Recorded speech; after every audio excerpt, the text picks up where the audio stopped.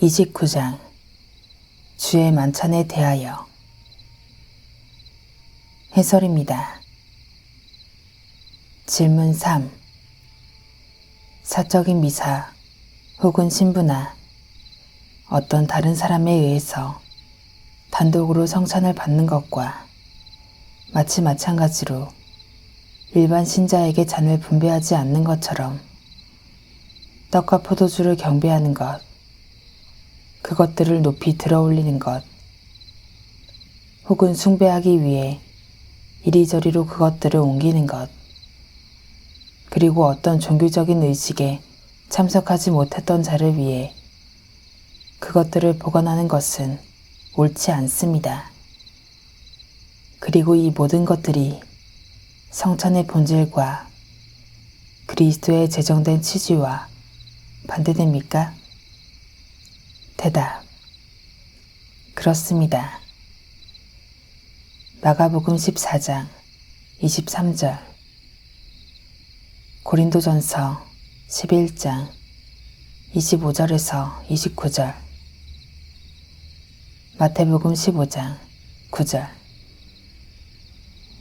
그렇다면 로마교회 성찬대에 서서 미사를 집행하는 신부들은 사적인 미사들을 거행합니다.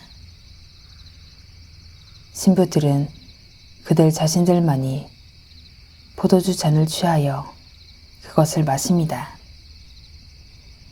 성찬을 개인적으로 시행하는 것은 병든 자들과 누워있는 자들에게 합니다. 떡의 형태와 포도주 모두를 가지고 평신도에게 성찬을 시행하도록 가르치는 것은 필수적이지 않을 뿐만 아니라 역시 비합법적이라는 것입니다. 신부들은 떡과 포도주가 숭배의 원인이기 때문에 높이 들어올리고 이리저리 옮겨다니며 종교적으로 사용되어 보관되도록 가르칩니다. 이런 로마교의 교리들은 오류를 범한 것이 아닙니까? 그렇습니다. 어떤 이유들로 그들이 논박됩니까? 17번째 이유는 그리스도께서 떡의 요소를 쪼개어 먹고 나누어 주도록 명령하셨기 때문입니다. 그러나 어디에서도 그리스도께서 떡이 보관되도록 명령하시지 않으셨습니다. 고린도전서 11장 23절, 24절. 18번째 이유는 그리스도의 몸의 교제인 떡은 우리가 쪼개는 떡이기 때문입니다. 고린도전서 10장 16절. 19번째 이유는 떡과 포도주는 성리적인 상징들이 아니라 실제적인 효과 안에 있기 때문입니다. 고린도전서 11장 26절. 여기서 그것은 너희가 이 떡을 먹으며 이 잔을 마실 때마다 라고 말해지지만 마치 너희가 이 떡을 보관할 때마다 라고 하지는 않습니다. 20번째 이유는 하나님께서 아침 전까지 아무것도 유월절 양에 대해 보관해서는 안 된다고 명령하셨기 때문입니다. 출애굽기 12장 10절. 그것은 우상숭배를 위한 것이든 평범한 음식이든지 사용된 어떤 것을 놓아서는 안 되는 것이었습니다. 질문 4. 실체적이고 본질적으로 성찬의 외적 요소들은 마치 그것들이 전에 있었던 것처럼 참으로 단지 떡과 포도주로 여전히 그대로 남아 있습니까? 대답. 그렇습니다. 마태복음 26장 29절, 고린도전서 11장 26절에서 28절. 그렇다면 교황주의자들은 이것은 나의 몸이다라고 제정된 말씀의 권세로부터 떡과 포도주가 실제로 우리가 눈으로 볼 수 없는 본질이 그리스도의 몸과 피로 정말로 변화된다고 주장합니다. 그러므로 이제는 떡과 포도주는 외적인 형태와 우연적, 즉 본질적이 아닌 성질로 남을 수밖에 없다는 것입니다. 이런 그들의 주장은 우리를 범한 것이 아닙니까?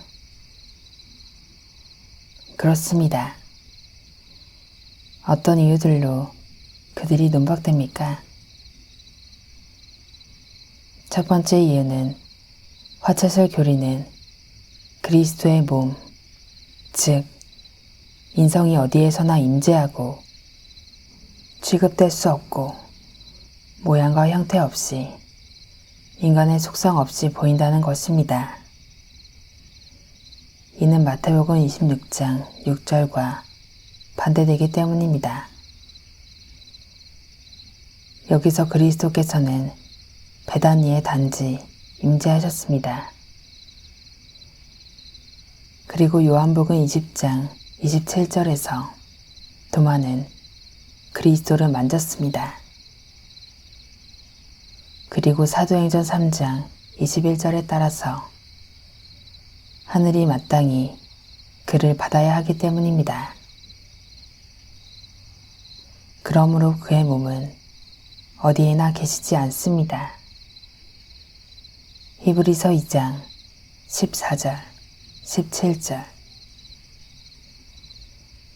두 번째 이유는 축사 전과 후의 떡은 그리스도의 몸의 성찬으로 불려지기 때문입니다.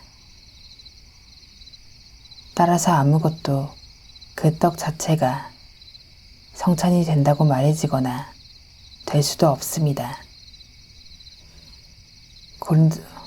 고린도전서 10장 16절. 세 번째 이유는 축사 후 사도는 특별한 떡이거나 떡의 형태로 부르지 않았기 때문입니다. 고린도전서 11장 26절에서 28절. 그리고 축사 후에 그리스도께서 포도의 열매로서 얻어진 그냥 포도주라고 부르시기 때문입니다. 마태복음 26장 29절. 네 번째 이유는 그리스도께서 그가 다시 오시기 전까지 그 자신에 대해 기념이 되는 만찬을 제정하셨기 때문입니다. 그러나 기억하라는 것은 그리스도의 육체가 지금 있는 것에 대한 것이 아니고 그리스도의 육체가 지금 이 자리에 없기 때문에 기념하라는 것입니다. 고린도전서 11장 25절. 다섯 번째 이유는 적당하게 쪼개어 나누어지는 것은 그리스도의 몸이 아니기 때문입니다. 그러나 떡은 적당하게 쪼개어지기 때문입니다. 그러므로 떡은 그리스도의 몸이 아닙니다. 고린도전서 10장 16절. 여섯 번째 이유는 그리스도는 육체 그대로 하늘에 올라가셨고 그리고 세상 끝까지 거기에 머무르시기 때문입니다. 사도행전 3장 12절. 일곱 번째 이유는 화채설은 참된 본질과 주의 만찬에 대한 본성을 파괴하기 때문입니다. 첫째, 그것은 떡과 포도주의 실체를 제거하기 때문에 상징을 파괴합니다. 단지 우연적이고 외적인 형태만을 남아있도록 합니다. 둘째로, 그것은 의미된 것들을 파괴하는데, 이는 그것이 참된 속성과 중요성에 대한 그리스도의 몸을 잃게 하고 망치게 합니다.